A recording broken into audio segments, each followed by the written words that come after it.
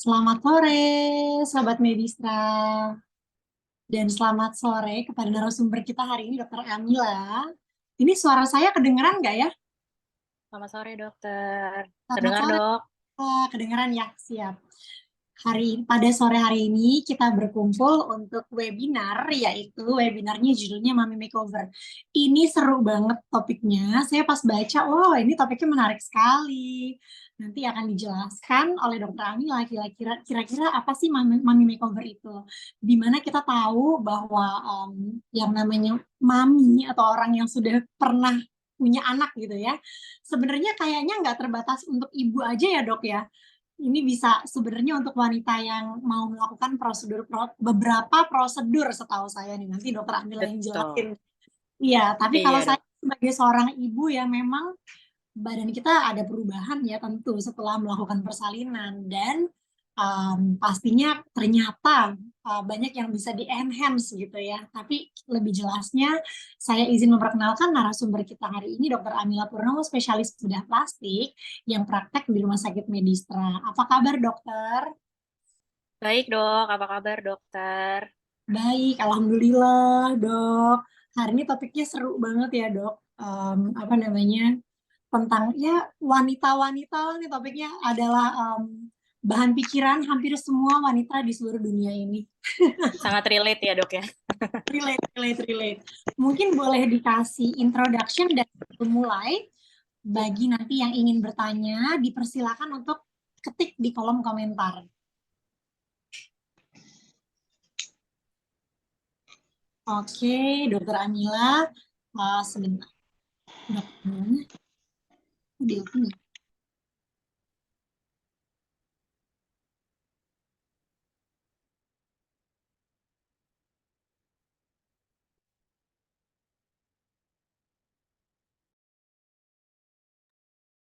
Oke, aku mulai share screen ya, dok ya? Boleh dipersilakan dok. Sorry tadi kepencet mute. Oke. Share screen. Oke, apa slide saya terlihat? Sangat jelas dan cantik dok. Oke, terima kasih, dok. Selamat sore semuanya, para eh, penonton setia Health Talk dari Medistra. Pada sore hari ini, saya akan share sedikit, atau nanti kita diskusi juga tentang Mami Makeover. Oh, sebelumnya, terima kasih atas introduksinya, Dokter Cherry. Nanti kita sekarang diskusi, sharing info sedikit-sedikit, atau apa yang penonton ingin ketahui tentang Mami Makeover ini. Oke, saya mulai ya. Nah, ini bukan jadi rahasia bahwa kehamilan itu akan memberikan dampak pada seluruh wanita, terutama pada tubuh wanita. Melahirkan ke seorang anak ke dunia, membesarkan ke seorang anak ke dunia itu adalah suatu hal yang ajaib dan tidak akan tergantikanlah memorinya. Tapi gimana nih dengan perubahan fisik yang ada pada wanita tersebut? Nah, itu kan pasti menjadi pikiran seorang wanita pada umumnya. Em, ini kita sekarang ada namanya Mami Makeover buat ibu-ibu atau wanita yang merasa perlu untuk melakukan operasi estetik, khususnya setelah kehamilan, melahirkan, dan juga menyusui. Pokoknya merawat semua orang lain di dalam keluarganya kecuali mungkin dirinya sendiri. Selama kehamilan tentunya kita ada lemak di bagian tubuh-tubuh tertentu yang kita sudah kok udah diet nih, udah diet sehat, udah olahraga, tapi kok tetap tidak berkurang ya besarnya pada bagian itu atau adanya kulit berlebih pada bagian-bagian tertentu. Nah, Mami Makeover adalah jawabannya. Jadi apa sih sebenarnya Mami Makeover itu? Mami Makeover ini adalah suatu kombinasi dari prosedur-prosedur medis yang ditawarkan oleh dokter bedah plastik kepada ibu-ibu dari semua usia, yang tentunya mengalami perubahan fisik daripada saat kehamilan, melahirkan, hingga menyusui. Nah, ini biasanya ada kombinasi nih, yang tujuannya tuh adalah melakukan rejuvenasi atau mengembalikan lagi seperti waktu muda tampilan dari tubuh ibu-ibu itu menjadi kencang, menjadi bagus tampilannya, terutama pada bagian payudara, perut, pinggang, dan juga pinggul. Nah, apa aja sih sebenarnya prosedur dari Mami Makeover ini? Jadi kita urutin ya dari atas ke bawah. Yang pertama dari facial treatment, yaitu wajah. Wajah kita bisa apain nih? Kita bisa melakukan facelift. Mungkin facelift pada usia-usia yang em, lebih menjelang 40 atau 50 tahun ke atas itu akan lebih berguna facelift. Tapi untuk ibu-ibu muda, biasanya botox atau filler adalah jawabannya. Kemudian yang kedua adalah breast surgery. Breast surgery itu kita bisa melakukan reduksi atau mengurangi bagian dari payudaranya, lifting atau mengangkat istilahnya, dan kemudian melakukan augmentasi atau pembesaran dari payudara. Karena biasanya setelah menyusui itu kok jadi payudara saya jadi terlihat datar, tidak ada isinya. Nah, itu adalah saat yang baik untuk dilakukan augmentasi. Kemudian berikutnya adalah tummy tuck. Ini mungkin sudah lebih familiar ya dengan tummy tuck ini karena bahasanya sudah diawamkan dari kita yang sebenarnya abdominoplasti. Kemudian yang berikutnya ada liposuction atau penyedotan lemak, tentunya bisa dilakukan di berbagai tempat di seluruh tubuh. Hampir semua bagian tubuh manapun bisa dilakukan liposuction. Kemudian arm dan lower body lift itu untuk kulit yang berlebih terutama, untuk jaringan-jaringan lunak yang berlebih. Kemudian yang terakhir adalah genital rejuvenation. Genital rejuvenation ini terdiri dari labiaplasti, vaginoplasti, dan juga perineoplasti. Dan tentu tidak lupa ini adalah pengelolaan dari stretch mark dan juga bekas luka. Ini merupakan bagian yang penting dari perawatan kulit, terutama bagi mereka yang sudah mengalami perubahan yang cukup besar dalam tubuh, seperti fluktuasi dari berat badan pada saat hamil yang cukup signifikan dan dalam waktu yang cukup singkat. 9 bulan kan bukan, ya mungkin bisa dibilang waktu yang cepat untuk peningkatan berat badan yang sungguh besar. Kita mulai, yang pertama adalah facial treatment. Tadi sudah sempat disinggung sedikit mengenai facelift, filler, dan juga botox. Facelift lebih kepada treatment pembedahan yang dilakukan untuk mengencangkan kulit dan juga jaringan yang ada di bawahnya. Kemudian untuk filler biasanya dilakukan oleh dokter-dokter estetik dan juga dokter bedah plastik untuk intinya adalah mengembalikan puffiness atau ke apa ya, ke biasanya kan jadi kempot atau adanya dark circle atau mata hitam karena sering begadang. Nah, itu bisa kita tambahkan sesuatu di dalamnya sehingga mengakibatkan adanya efek rejuvenasi atau seperti terlihat muda lagi. Kemudian apabila ada fine wrinkles atau kerutan-kerutan yang tidak terlalu dalam, bisa kita injeksikan botox.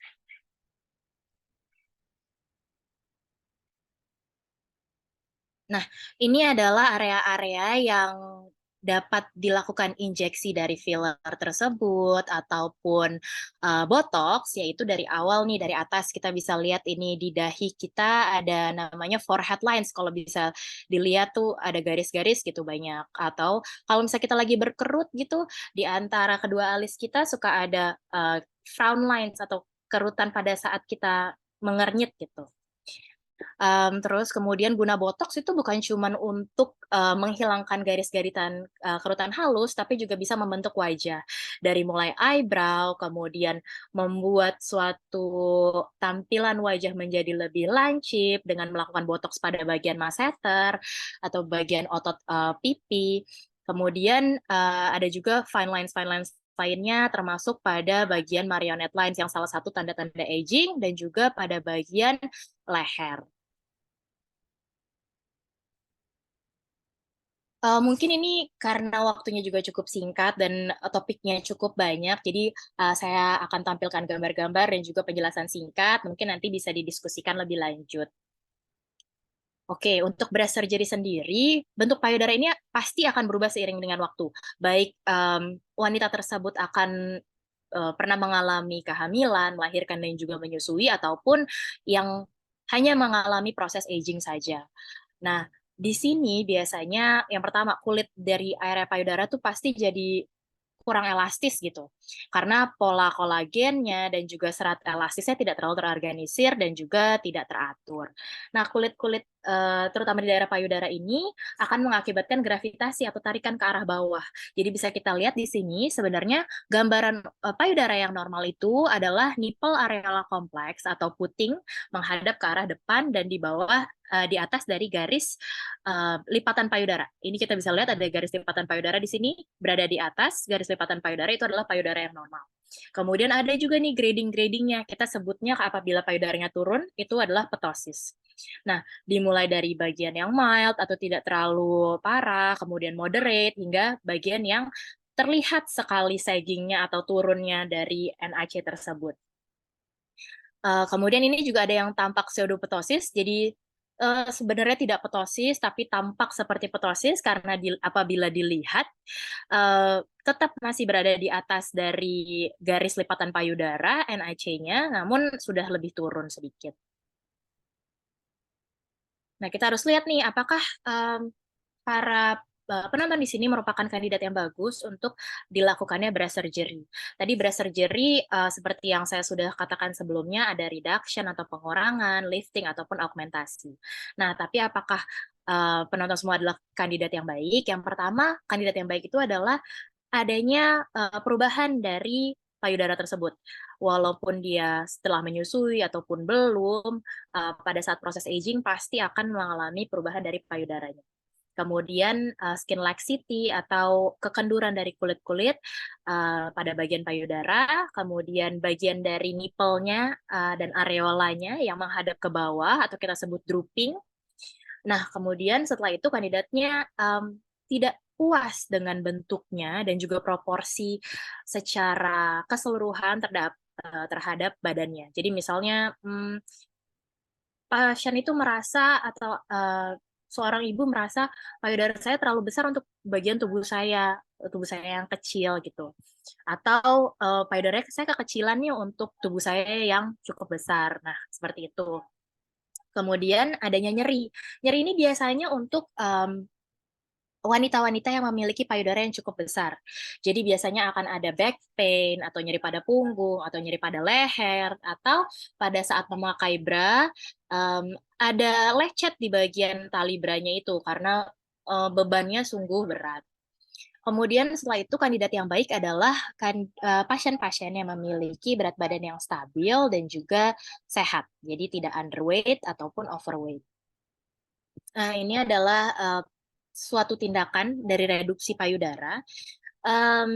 Jadi kita biasanya akan melakukan desain pada bagian payudara ini yang bentuknya macam-macam sekali. Biasanya desainnya berbagai macam tergantung dari kebutuhan pasien masing-masing dari ukuran payudaranya, apakah cukup besar atau cukup kecil, sehingga bisa dibuat payudara yang baik gitu atau cantik bentuknya. Setelah itu, jaringan atau kulit yang berlebih akan diangkat. Tentunya nipple areola kompleks atau puting dan juga kompleks areolanya akan dibuat lebih tinggi.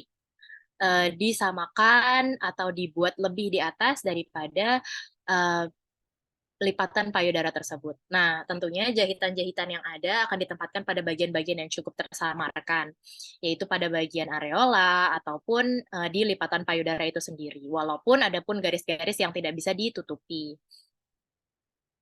Oke, yang kedua adalah lifting. Lifting adalah mengangkat. Jadi kalau reduction itu mengurangi dan juga mengangkat, lifting saja biasanya untuk segi ukuran sudah cukup, tapi nipple areola kompleks atau puting dan juga areolanya menghadap ke bawah. Jadi itu yang diperbaiki dengan berbagai macam jenis desain dari mulai yang berbentuk bulan sabit, kemudian berbentuk bulat seperti ini atau yang juga seperti ini akan mengembalikan areola dan juga puting ke lokasi anatomis yang lebih alami. Tapi tidak dilakukan pengangkatan dari jaringan payudara. Oke, yang kemudian adalah augmentasi. Jadi karena adanya perubahan dari tingkat hormonal dan berat badan selama kehamilan dan juga menyusui, kulit payudara ibu itu otomatis akan merenggang. Nah, setelah selesai menyusui, biasanya akan terlihat lebih kempis dibandingkan dengan sebelum kehamilan. Nah, pembesaran payudara itu kan tadinya akan meningkatkan kepadatan, terus kemudian pembesaran payudara sekarang akan meningkatkan kepadatan, ukuran, dan juga simetrisitas dari payudaranya. Biasanya kita bisa memberikan opsi nih kepada ibu-ibu, apakah akan lebih prefer atau lebih baik dilakukan augmentasi dengan menggunakan lemak sendiri, yang bisa diambil dari prosedur liposuction yang pertama dan kemudian dipindahkan ke bagian payudaranya, atau dengan menggunakan implan. Implan dengan berbagai macam jenisnya, dari mulai yang round, dari mulai yang teardrop, untuk mengembalikan bentuk yang alami, dan kemudian implan yang dari bentuk silikon atau salin, itu nanti tergantung dari konsultasi atau kebutuhan dari wanitanya masing-masing. Berikutnya adalah tummy tuck. Nah, tummy tuck ini mungkin sudah lebih familiar ya, eee, karena seringkali, terutama tuh pada bagian perut, kehamilan itu akan memberikan perubahan yang permanen. Akan mengakibatkan tadi fluktuasi berat badan yang dalam waktu singkat, pembesaran rahim yang cukup signifikan, sehingga di dalam perut itu sebenarnya, bukan cuman organ, di dalamnya yang terefek, tapi yang di luarnya juga. Di dalamnya seperti ada jaringan ikat, linea alba, ataupun otot-otot, bagian perut, itu nanti akan mengalami diastasis atau perenggangan. Nah, eee padahal setelah melahirkan gitu, ibu-ibu sudah secara rutin tuh melakukan, olahraga yang melibatkan otot-otot perut, tapi tetap aja lingkar perutnya tuh tidak berkurang. Nah, hal ini yang bisa dikoreksi dengan melakukan tummy tuck atau, abdominoplasty. Mmm, nah, kembali lagi, apakah Anda merupakan kandidat yang baik untuk dilakukannya tummy tuck? Jadi, pengencangan perut itu paling sering dilakukan pada wanita yang telah mengalami kehamilan, tapi tidak menutup kemungkinan bahwa wanita yang mengalami fluktuasi atau peningkatan berat badan yang cukup signifikan dalam waktu yang singkat juga membutuhkan adanya tummy tuck. Nah, setelah kita ada gaining weight atau kelebihan berat badan, biasanya akan terus tuh kita usaha untuk menurunkan berat. Nah, di saat itulah akan adanya, kulit atau jaringan lunak yang berlebih yang kemudian, mmm, kayak bisa dibilang sampai tumpah-tumpah gitu setelah, memakai celana dalam tuh bisa kelihatan. Nah, terus kemudian pada ibu-ibu yang sudah hamil, pasti adanya stretching atau peregangan dari linea alba, nanti mungkin di slide berikutnya akan lebih dijelaskan, dan juga diastasis dari rektinya, yaitu perenggangan dari otot-otot dari perut. Kemudian apabila adanya hernia pada bagian perut atau pada bagian pusar, itu biasanya juga akan kandidat yang baik untuk dilakukan tummy tuck. Biasanya bekerja sama dengan dokter bedah lainnya. Kemudian untuk pasien-pasien yang akan melakukan tummy tuck atau wanita-wanita yang melakukan tummy tuck disarankan sudah memiliki berat badan yang stabil dengan pola hidup yang sehat selama paling tidak 6 bulan. Nah, ini yang tadi saya jelaskan. Jadi, ini adalah otot-otot perut. Jadi rektus ini di sini. Nah, pada saat kehamilan biasanya akan ada gap nih di antara ini yang kita sebut diastasis rekti. Untuk tummy tuck sendiri itu sangat banyak macam jenisnya dan dikembalikan lagi kepada kebutuhan, pasien masing-masing. Mau desainnya itu adalah mini tummy tuck, ataukah full tummy tuck, atau extended tummy tuck yang sampai bagian belakang, itu, bergantung lagi kepada konsultasi pasien masing-masing. Tapi yang jelas untuk, tindakannya sendiri akan melakukan sayatan pada bagian yang akan tertutupi oleh celana, celana dalam. Jadi, hampir tidak terlihat. Gitu. Dan biasanya keluhan-keluhan pasien setelah hamil itu kan adalah stretch mark. Nah, stretch mark ini walaupun sudah menggunakan krim, lotion, telah di-laser atau sebagainya, tapi hanya akan memudarkan.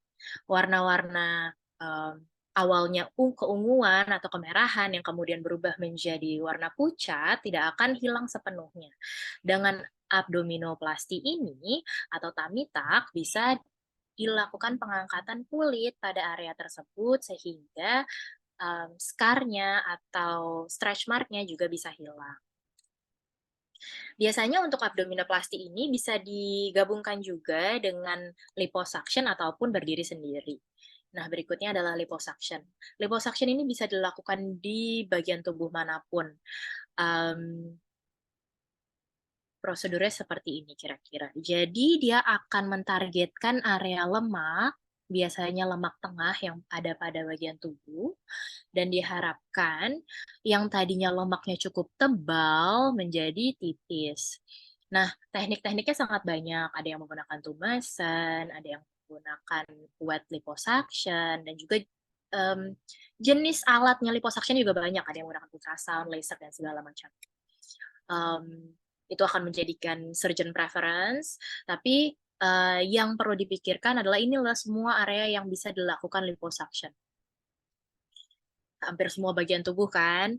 Nah, kemudian setelah liposuction itu kita juga bisa melakukan fat transfer seperti yang saya sudah jelaskan sebelumnya ke bagian payudara.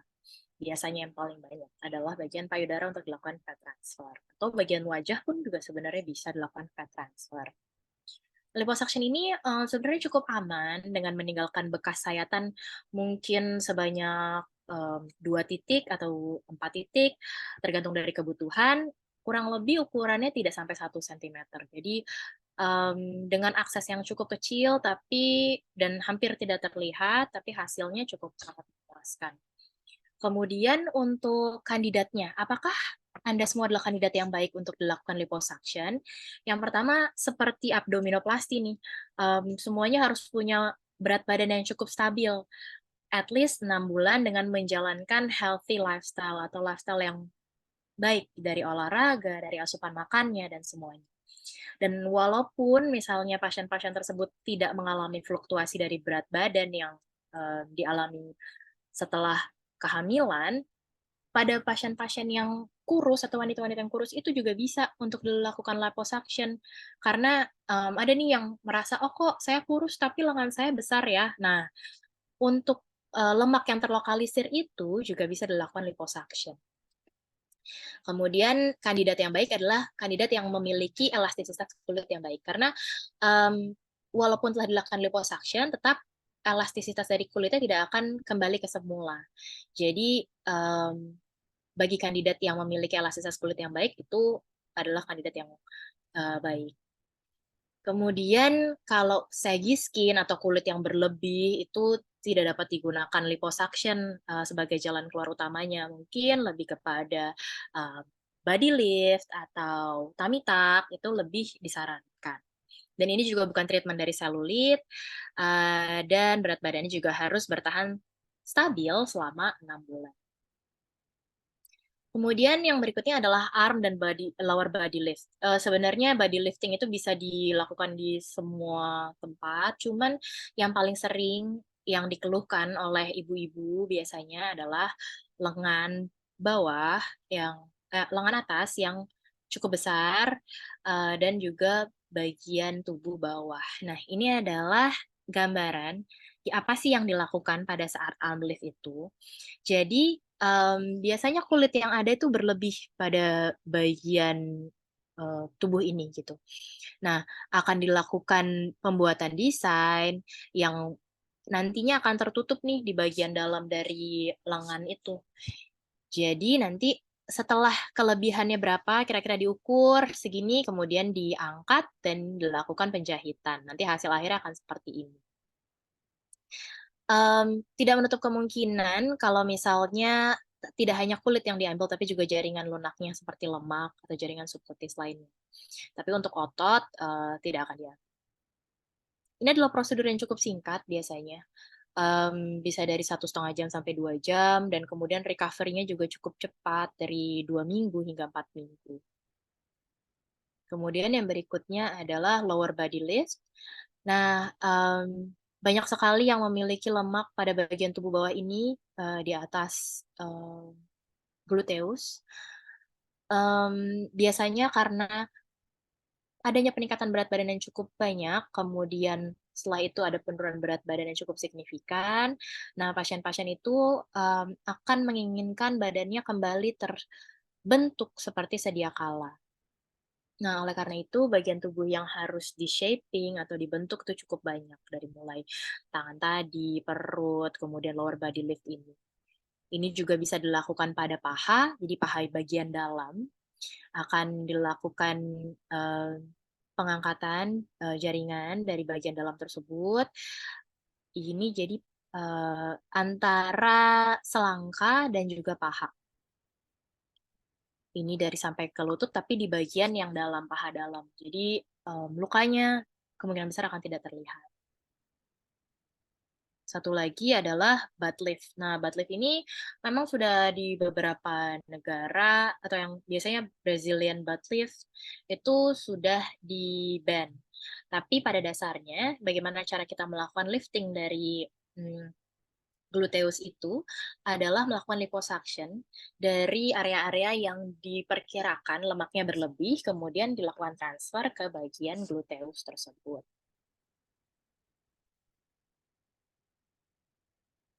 Berikutnya adalah genital rejuvenation. Ada beberapa bagian yang termasuk dalam genital, yaitu dari bagian clitoral hood, labia minor, kemudian labia mayor, dan juga monsplasti, dan juga vaginoplasti.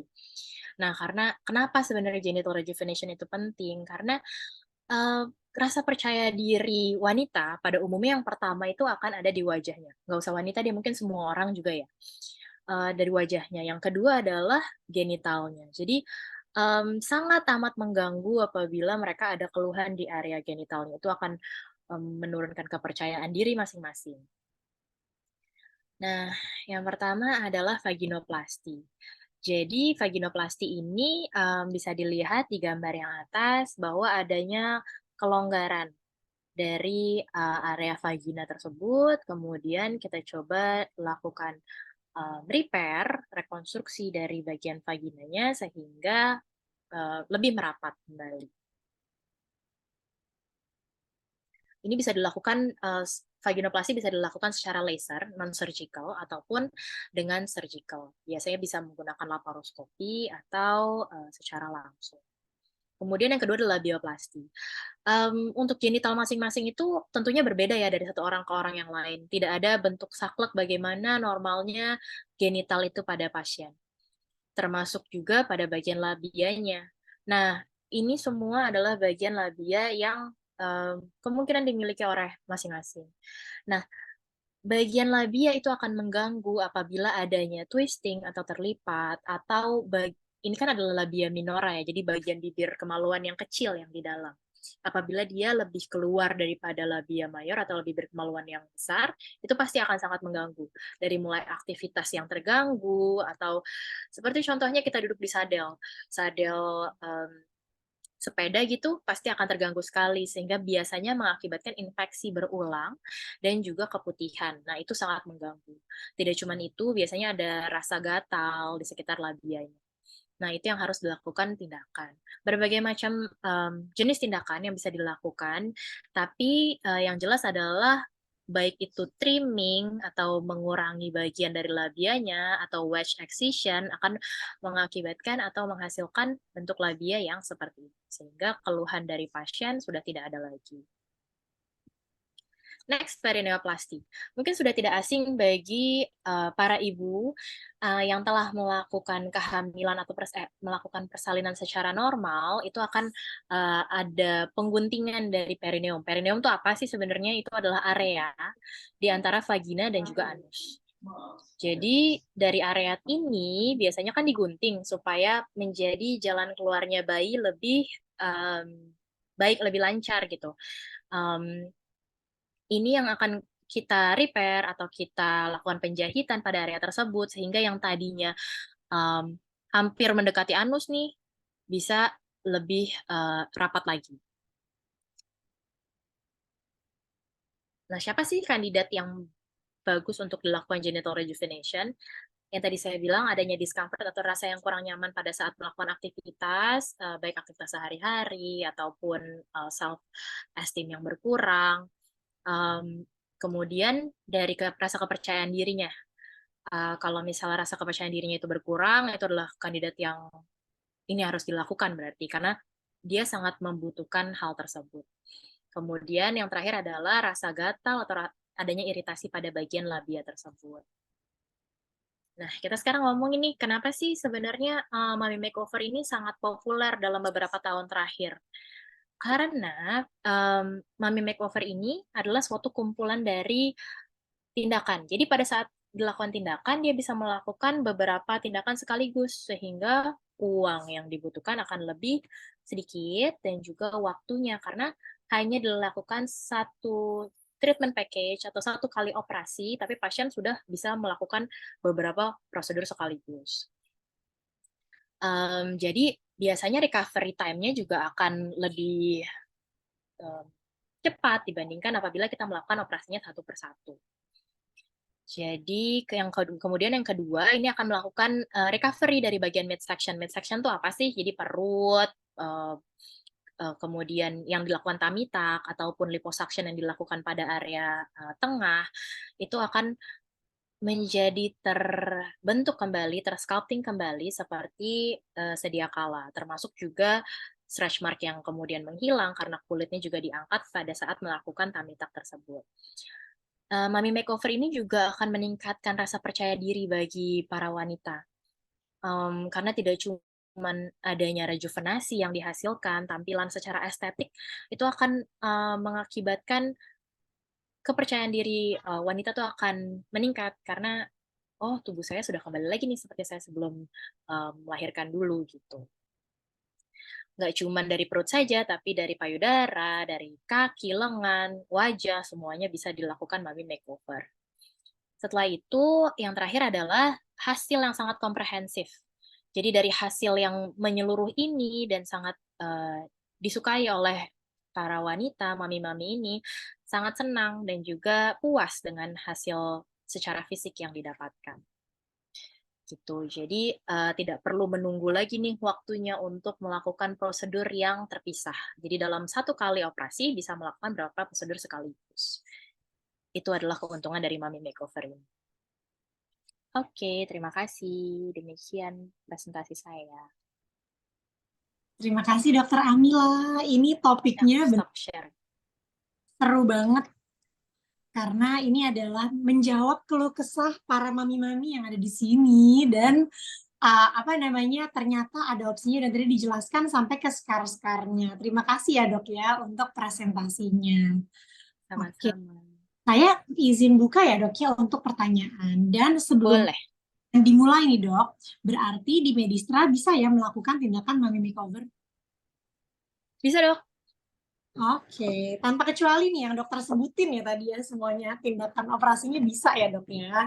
Bisa. Oke, jadi nanti tinggal datang aja dan konsultasi karena tadi Dokter Amila juga sudah bilang bahwa anatomi setiap wanita tuh berbeda-beda. Jadi konsultasikan dulu, jangan langsung berasumsi mau yang ini atau nggak bisa dilakukan ini. Silakan konsultasi karena kalau saya dengar tuh ya perempuan tuh banyak takut-takutnya, takut nanya kata temennya gini, kata temennya gitu. Padahal kan badan semua orang berbeda.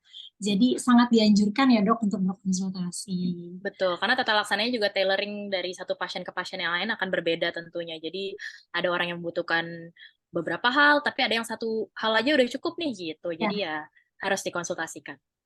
Ya, jangan berasumsi tapi konsultasi. Iya, betul sekali. Saya izin ya dok ya, saya izin membacakan pertanyaan. Ya. Oke, dok, ini yang pertanyaan pertama ini sebetulnya tentang biaya. Kalau biaya sepertinya nanti kita terpisah aja ya, disampaikannya konsultasi boleh ya dok ya. Iya, karena Sangat tergantung dari tindakannya apa juga. betul, betul, betul. Tindakannya tuh memang terdengar apa ya, kayak simple satu nama, padahal sebenarnya kan kompleksitinya bisa sangat beragam ya dok ya, sehingga memang Betul bisa sekali. konsultasi. Lalu ada pertanyaan nih dok, apakah puting dari Ibu Febriana Kusuma, puting yang masuk ke dalam nih bisa dikeluarkan dan bisa menyusui dengan normal lagi? Tapi sebelumnya kondisinya apa sudah inverted atau ke dalam sebelumnya atau karena Nah, hamil atau melahirkan baru ada kondisi seperti itu. Nah, itu tidak harus dibedakan dijelaskan. nih. Ya, Ya, harus dibedakan sih. Kalau misalnya untuk puting yang masuk ke dalam itu biasanya pada saat akan laktasi itu harus dikonsultasikan ke dokter anaknya. Kira-kira apakah bisa untuk dilakukan menyusui dalam keadaan normal. Tapi apabila sebelumnya sudah um, ada putingnya, terus kemudian dia jadi inverted, kita bisa melakukan rekonstruksi sekaligus pada saat melakukan breast lifting tadi. Jadi kan nipple-nya akan kita lakukan rekonstruksi dan juga areal kompleksnya akan dilakukan rekonstruksi. Nah, di situ tuh biasanya. Terima kasih dok. Jadi ternyata breast surgery itu tidak hanya meliputi apa namanya payudaranya saja, tapi areolanya juga ada kemungkinan yang dapat dilakukan ya dok ya. Betul, karena salah satu apa ya poin yang pentingnya tuh adalah kemana sih si areola dan nipple-nya itu menghadap gitu. Jadi kalau misalnya dia turun ke bawah, nah itu yang biasanya orang-orang sangat concern gitu. Jadi itu yang Ya, mengakibatkan mereka datang untuk konsultasi dilakukan breast surgery. dok, tadi ya ada yang sangat menarik nih saya baca. Jadi rata-rata di beberapa operasi yang tadi dokter sebutkan ada kandidat ada syarat kandidat yaitu berat badannya itu diharapkan stabil. Kenapa sih dok sebetulnya di mana kita tahu pasien liposuction biasanya mereka mungkin ada fluktuasi atau mungkin dia obesitas gitu. Mm-mm. Jadi sebenarnya kalau misalnya untuk berat badan yang normal dan eh, BMI yang normal, kita patokannya mungkin BMI ya, jadi lebih ke proporsi tubuh gitu. Kenapa harus dalam jangka waktu 6 bulan dia harus normal? Karena sekalinya kita lakukan operasi itu pasti akan ada scar tissue gitu. Jadi jaringan parut yang akan di dalamnya, sekalipun akan melakukan liposuction. Jadi apabila pada saat udah dilakukan liposuction nih, terus dia ada lagi peningkatan berat badan yang cukup signifikan, tentunya operasi berikut-berikutnya pun akan lebih susah gitu. Dan itu bukan kandidat yang baik karena akan dilakukan operasi terus-menerus untuk kondisi yang sama gitu. Oke. Dan biasanya kalau misalnya kandidat yang baik untuk breast surgery, aku lupa juga tadi mungkin membahasnya. Pada saat ibu-ibu yang masih menyusui, itu bukan kandidat yang baik. Dan kemungkinan akan mau menyusui ke depannya, itu bukan kandidat yang baik untuk dilakukan breast surgery. Karena tetap ada resiko um, dia tidak bisa menyusui gitu. Karena akan kita ambil kan jaringan payudaranya, sedangkan jaringan payudaranya itu kadang sulit untuk dibedakan apakah itu lemak saja ataukah itu ada bagian dari kelenjar susunya, kita nggak bisa membedakan gitu terkadang. Nah, itu tuh yang harus benar-benar diketahui oleh para mami sekalian. Dok, maaf, tadi breast surgery-nya apakah termasuk implan atau hanya reduction atau lifting saja, dok, untuk yang mau menyusui tadi? Kalau Ya, untuk implan tetap bisa untuk menyusui. oh, Jadi reduction dan lifting yang oke. biasanya beresiko. Tapi lebih beresiko lagi reduction karena kalau lifting saja kan kita hanya meningkat apa menaikkan dari NAC-nya. Tapi kalau Iya, reduction kita ambil juga jari. oke. Oh ya, ini sangat menarik, dok. Oke, sebetulnya, dok, ini pasti banyak banget nih yang apa namanya, yang mau tapi takut-takut tanya. Ini saya boleh loh nih gantiin pertanyaan-pertanyaan. Ya, Pak, Iya, tapi boleh, boleh. kekhawatiran para mami-mami semua di sini. Dok, oh iya, mungkin ada yang penasaran, apakah Mami Makeover itu hasilnya permanen atau bisa balik ke tubuh?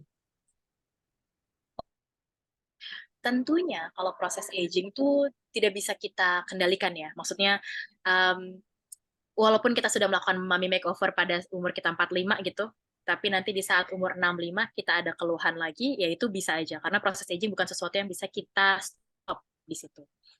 Tapi akan tentunya akan memperlama gitu. Jadi nggak serta-merta dalam waktu 5 tahun udah kembali lagi gitu. Tetap dia akan melakukan proses aging yang seperti biasa, sehingga di umurnya eh, bila dibandingkan gitu dengan orang yang umur 65 tapi belum pernah melakukan, ya tentu dia sudah lebih muda gitu tampaknya.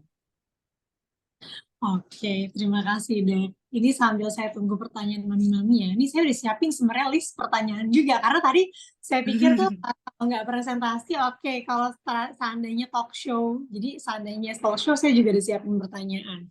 Dok, mau tanya lagi, seandainya uh, Agak malu di orang, kenapa dok? Sorry. yang biasanya malu ditanyain itu adalah tentang kemaluan. Nah, Nah, tapi itu malu biasanya yang kemaluan.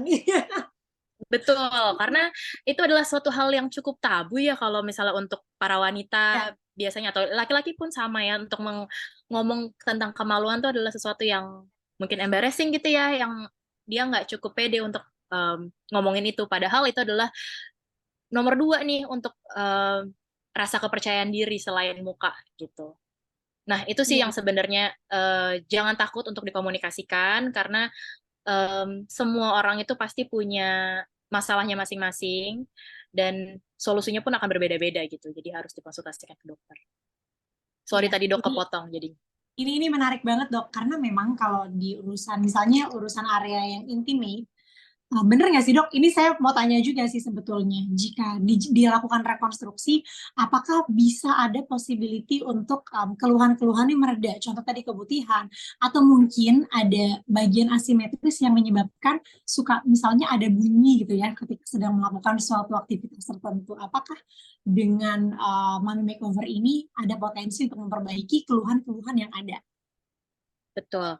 Jadi kemungkinan besar dari keluhan-keluhan yang dokter Cherry katakan itu adanya pembesaran pada bagian labia minor atau bibir kemaluan yang kecil. Biasanya tuh banyak wanita yang keluhannya keputihan terus-terusan Hmm. atau pada saat melakukan aktivitas tertentu bisa berbunyi, bisa nyeri, bisa ya kayak kita lagi naik sepeda itu juga tergesek-gesek jadi dia sakit gitu. Ya.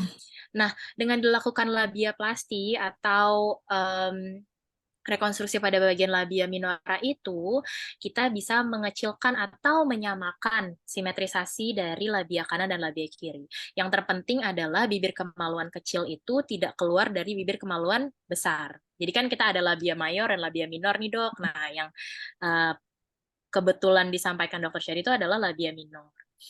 Tapi biasanya keluhan yang paling sering timbul setelah dilakukan operasi itu adalah sensasi atau rasa uh, pleasure yang berkurang pada saat melakukan hubungan seksual setelah dilakukan labiaplasti itu. Karena pada bagian tersebut memang nerve endingnya tuh banyak sekali. Jadi ujung-ujung syaraf tuh banyak sekali di situ. Jadi kalau kita kurangin sedikit dengan cara trimming kah, dengan cara apapun juga, biasanya akan mengurangi sensasinya gitu. Terutama awal-awal ya pada saat operasi, setelah operasi itu kan pasti bengkak jaringannya, terus kemudian masih berdarah itu pasti nyeri sekali. Jadi untuk kenikmatannya juga masih baal gitu. Nanti akan berkurang sih rasa baal itu, tapi keluhan berikutnya adalah sensasinya yang berkurang. Wah, ini Ya, seru banget. Aku jadi komplikasi sih teringat. sebenarnya ya dok ya. Iya, betul. Ini kompleks banget. Tapi dengar-dengar ya, Dok. Ini nggak tahu nih bener atau enggak ya. Kita konfirmasi ke dokter Amila dulu. Dengar-dengar bisa juga ada misalnya nih wanita dengan keluhan apa namanya sulit mencapai orgasme itu bisa improve juga dengan adanya misalnya vaginoplasti. Itu betul nggak sih, Dok? Ya, itu sebenarnya kalau misalnya untuk orgasme sendiri kan sebenarnya yang penting itu adalah G-spot ya dok ya. Ya. Kalau G-spot itu sebenarnya tidak berada terlalu dalam dari liang vagina dan posisinya tuh berada di bagian kita ngomongnya tuh anterior atau bagian depan. Jadi berada di antara kandung kemih dan vagina. Itu ada bagian G-spotnya. Kalau untuk vagina yang melebar ini biasanya adanya ke arah belakang tuh dok. Jadi yang sisi ke Iya, arah iya. anusnya yang lebih uh, loose gitu ya. Iya. Nah, tapi diharapkan uh, kalau misalnya dilakukan vaginoplasti, pleasure dari laki-lakinya karena lebih Oh, lebih menjepit gitu dok. Nah, itu tuh mungkin yang lebih menjadi menaikkan fungsi seksualnya di situ ya dok ya. jadi sebetulnya selain untuk meningkatkan percaya diri, bisa semacam menyelamatkan rumah tangga ya, Dok ya? Ya, kalau untuk wanita sendiri sebenarnya sih G-spotnya aja dan itu nggak stay in place sih sebenarnya nggak kemana-mana ya dok. Oh, ini seru banget. Dok, satu lagi. Tadi kan menyusui nih pada breast surgery kita udah bahas. Kalau hamil lagi ketika dilakukan abdominoplasti masih boleh nggak, dok? Nah, itu juga makasih Dokter Sherry udah diingatkan karena kita harus benar-benar tahu nih kandidatnya yang bagus atau enggak selain berat badannya yang stay terus dan dia akan ada kemungkinan untuk hamil lagi atau tidak. Itu penting sekali karena Hmm. em, itu bukan kandidat yang baik gitu karena nanti akan ada pelebaran lagi dari apa otot-otot perutnya gitu. Jadi ya hampir percuma aja gitu dilakukan berulang kali gitu. Sebenarnya sih itu. Dan kemudian kalau misalnya dia masih baru banget melahirkan nih, tunggulah sampai kira-kira 6 bulan di saat dia sudah nggak perlu lagi gendong anaknya misalnya. Maksudnya bulan-bulan awal tuh sudah mau dilakukan abdominoplasti langsung tuh kayaknya bukan kandidat yang baik juga karena harus menunggu dulu nih at least dia peradangannya hilang, healing prosesnya sudah jalan dengan baik gitu at least 6 bulan lah gitu. untuk dilakukan tindakan tersebut. Namun dipastikan dulu kalau misalnya dia tidak akan ada rencana hamil lagi. Memang kalau punya anak lagi, jadi mulai dari nol lagi ya dok ya, semuanya. Betul, betul, betul. Semuanya akan mulai dari nol lagi. Oke, terima kasih dok. Sangat insightful. Kebetulan ini tadi pasien yang bertanya sudah menjawab lagi nih dok. Jadi putingnya itu sudah masuk sebelum melahirkan. Dari SPOG-nya disarankan untuk dirangsang oleh suami, tapi tetap tidak ada dan di anak kedua masih tetap masuk. Jadi retraksi ya nih kayaknya Oke, ya. ya Lalu betul. mau program anak ketiga gitu. Dan setelah mommy makeover ada pantangan makanan atau tidak? Oke, jadi kalau misalnya dengan keluhan kondisi ibu seperti ini, berarti kan memang dari awalnya sudah masuk ke dalam ya. Jadi untuk menyusui, nah itu harus ditanyakan lagi kepada dokter DSA-nya, kira-kira bisa atau tidak anaknya menyusui lewat situ. Tapi untuk secara tampilan saja, bedah plastik bisa melakukan rekonstruksi pada bagian puting tersebut. Tentunya dengan menggunakan area-area sekitarnya gitu. Jadi akan menimbulkan luka lagi, tapi karena dijadikan suatu modal untuk membuat puting tersebut lebih menonjol gitu. Terima Hal kasih. Ini semakin seru berikut pembahasannya. Berikutnya untuk pantangan makanan ya. Sebenarnya Ya, sih pantangan betul. makanan tuh nggak ada, tidak ada pantangan makanan, kecuali memang ada kondisi-kondisi tertentu di mana ibu memiliki alergi gitu, alergi terhadap makanan sesuatu, apapun itu, atau ada keluhan kencing manis, hipertensi, itu kan ada makanan yang dipantang sendiri gitu. Selain daripada itu nggak ada. Justru kita sebagaimana pasien-pasien post operasi, pasti kita akan edukasi nih untuk banyak makan protein. Itu yang udah pasti, Hmm. karena itu akan mempercepat proses dari penyembuhan luka. Itu sih. Yang terutama protein itu adalah yang paling utama. Jadi ingat nih dok, karena dokter bilang disarankan protein. Ini sekarang lagi marak iklan-iklan yang memberitakan bahwa pasien pasca operasi diminta mengkonsumsi albumin ya kalau nggak salah ya, suplemen ya. Betul. Jadi marak banget Ya. nih, itu sebetulnya mitos atau fakta ya dok? Albumin itu adalah salah satu komponen dari protein. Jadi Ya, boleh saja untuk dilakukan pemberian suplemen albumin, cuman ya memang kalau misalnya ada yang proses lebih murahnya gitu dan langsung alami dari ikan atau dari ayam ya, tanpa ya, ya. harus ada biaya tambahan, kenapa enggak? Tapi tidak menutup kemungkinan boleh aja pakai suplemen, itu sih bebas. Albumin adalah salah satu yang dibutuhkan juga. Jadi kalau kita biasanya pasien-pasien yang sulit lukanya sembuh nih, biasanya kita cek albumin nih. Albuminnya Oh ya, rendah apa tinggi? Kalau misalnya rendah ya kita butuh, kalau di rumah sakit kan ada transfusi albumin gitu. ya. Jadi kita bisa melakukan transfusi albumin.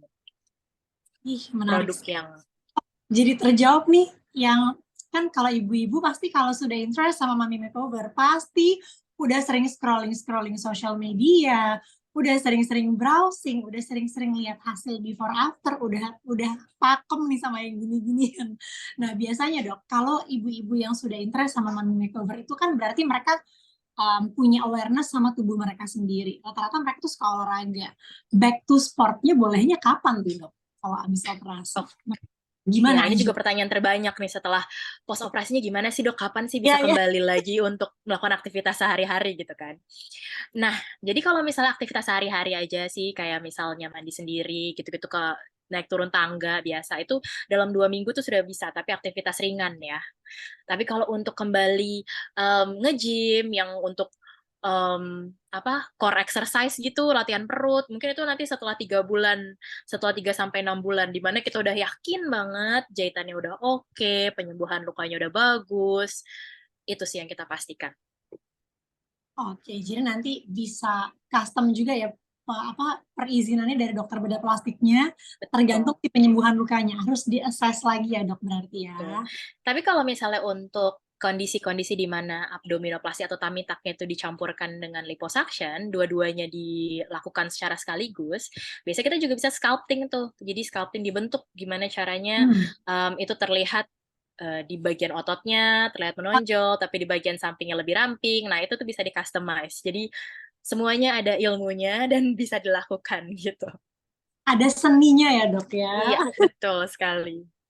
Dok, kalau yang tanya ke dokter nih, tadi kan aktivitas olahraga. Kalau aktivitas seksual setelah intimate rejuvenation, ada yang bertanya nggak? Kapan harus puasa, berapa lama gitu?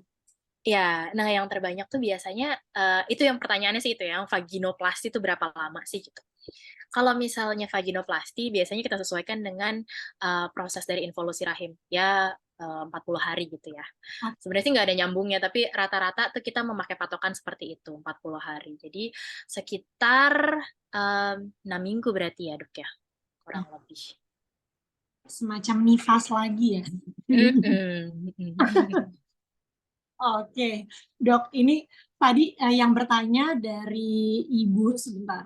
Wah, kolom komentarnya mana sih dia? Tadi udah bilang, tadi yang dokter jawab pertanyaannya, terima kasih, dokter informasinya sangat jelas, dan mari kita menabung untuk Mami Makeover. Itu kesimpulannya kayak udah take home message dari kita semua nih, dok. Mari nabung, dok. Sama-sama iya, mari menabung. Dok, ini karena sudah 1 jam, dok, nggak kerasa kita udah bincang-bincang. Bolehkah saya mendapatkan take home message dari dokter? Dan nanti jangan lupa saya mau sebutin jadwal prakteknya dokter setelah ini. Oke, terima kasih Dokter Cherry. Diskusinya yang sangat menarik dan pertanyaan-pertanyaannya juga semoga bisa membuat para pendengar hari ini paham apa sih sebenarnya Mami Makeover itu. Jadi, Mami Makeover itu adalah tindakan yang dapat dilakukan secara sekaligus pada saat dilakukan beberapa prosedur dalam satu kali operasi bagi wanita yang telah mengalami kehamilan, persalinan, dan juga menyusui. Nah, nggak cuma menutup kemungkinan dari perut, tapi semua bisa dikerjakan dari atas kepala hingga ujung kaki. Tentunya ada kandidat-kandidat yang bagus untuk dilakukan mummy makeover itu, dan ada juga yang harus dihindari apabila akan melakukan mummy makeover. Tapi secara garis besar, ini adalah salah satu hal yang dapat kita lakukan untuk meningkatkan percaya diri para wanita-wanita, dan diharapkan dengan hal ini quality of life atau kehidupannya menjadi lebih baik lagi gitu sih sebenarnya. Makasih Dokter Sherry. Terima kasih Dokter Anila, dan boleh minta tolong ditayangkan di jadwal. Nah, ini dia. Jadi untuk yang mau bertanya lebih lagi dari sore ini, jadwal praktek Dokter Anila ada di Selasa dan juga Kamis. Selasa jam 3 sampai jam 5 sore, dan Kamis di jam 2 sampai jam 4 sore. Oke, terima kasih dokter untuk waktunya, dan terima kasih Sobat Medistra yang sudah hadir.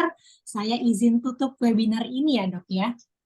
Terima kasih banyak Dokter Cherry. Terima kasih banyak semuanya atas partisipasinya. Selamat Terima sore. kasih. Selamat sore dokter, selamat sore para peserta.